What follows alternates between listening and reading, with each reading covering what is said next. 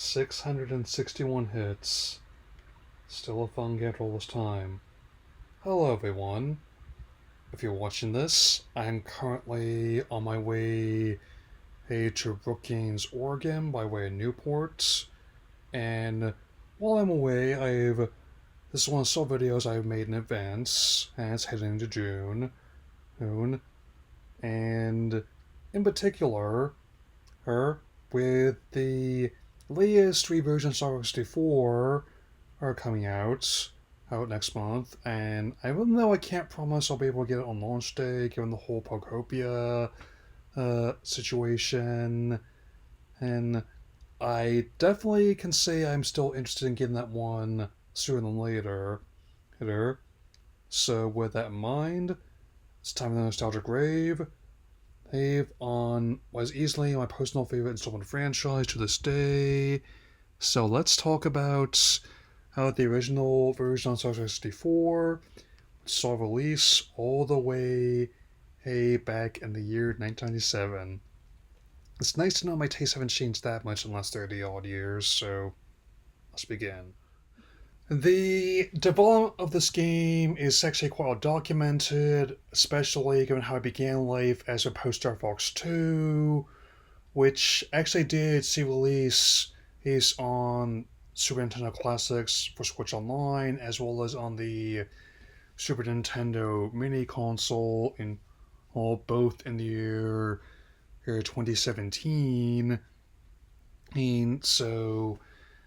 And while now that was ultimately due to the cost of manufacturing Super FX chip and the new system on its way, many of the worlds and the approach to branching passing gameplay are indeed he carried over here, as is the detail that at Pegma Dengar had a hand in the team's betrayal and the potential death of James McLeod, Fox's father. And as I pointed out before, or when I look at the direct, it's really hard for me to get too mad about how the new designs, like, sure, there's more detail, for in this fox, this hare, this falcon, and this toad, but not that different. It's in keeping with the whole franchise inspirations in the Star Wars saga and Super Animation puppet shows such as Gary Anderson's Thunderbirds. Regarding the latter, it definitely did not take long for them to make a tribute video mashing up the intro of both the new game and the show, which actually is on YouTube in its entirety for free even. But again, I had it myself. The game has multiple different worlds to revisit. It is certainly the one I revisited the most over the years. It's the first one I ever played when it came out. I actually went back and actually tried the original one on SNES years later. And to me, at least, it's the one that really perfected the whole space combat aspect of the franchise. Even though I've often debated people whether it actually is like a pure rail shooter compared to something like T2 Arcade or Time Crisis, but I can definitely say it made effective use of the N64's gamepad, and even early runs had the Rumble Pack included, to give us our first sweet taste of the plummeter's force feedback before the vibration function was built into most gamepads.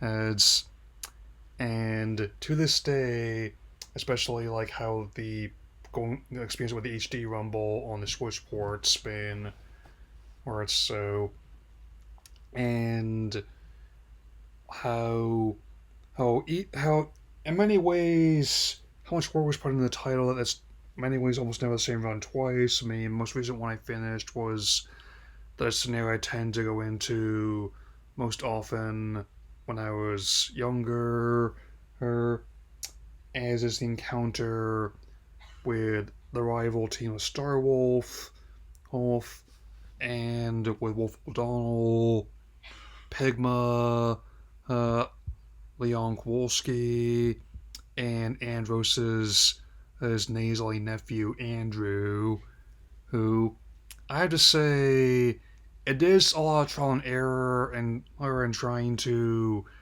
who pick them off, especially after they plant the bomb. It's supposed to go off in 1 minute. That's on an old base, but once you actually do it, it is satisfying. I mean, it's another one that instinctively he planted the seed of my appreciation for Nintendo and a lot of games I've tried where being simple enough to pick up and play, but tough to truly master, or and just a simple joy of and some even as technology keeps advancing and we keep getting more and more overlap with films in terms of the rating, storytelling, production value. Sometimes just a simple joy of shooting in spacecraft and blowing things up can get that raw energy that we all have deep down. Um, just taking out Andros on his lab on Venom, I can say to myself time and again, this this is fun. Naturally, it's so well they've gone back to time and again, and and multiple different concentrations, and no less. As I personally, I don't have anything against, hence the idea that they're doing so yet again. And as long as they pull it off from a gameplay perspective, regardless of discourse over the new designs, I maintain that Star Fox 64 for Nintendo Switch 2, featuring Dante Devil May Cry series, may very well be end up more like a remake in the vein of Resident Evil 2 or Final Fantasy 7 and the Intergrade than one Warcraft 3 Reforged or the 2020 version of 13. Count on that. This is before, and Bears mentioned again, you don't always have to reinvent the wheel when you're bringing back like a franchise been on hiatus for a while, 10 years by my count. You just have to roll it someplace interesting. And they were specifically looking for a new way to control the game, and with the new Joy-Con and the mouse controls, looks like they found it. It's and as for a full-on Nintendo Direct, as opposed to just focusing on one game or franchise, let alone partner showcase, if they do make a presentation in the future, I will cover it as I often have. It would make sense to me, especially as we're nearing like the first full year on the market for Switch 2, who and that's the same deal like with the next PlayStation State of Play. I will definitely be addressing that after I come back from the coast. That'll be all for now, and I will see you all again and with him very soon. Good luck.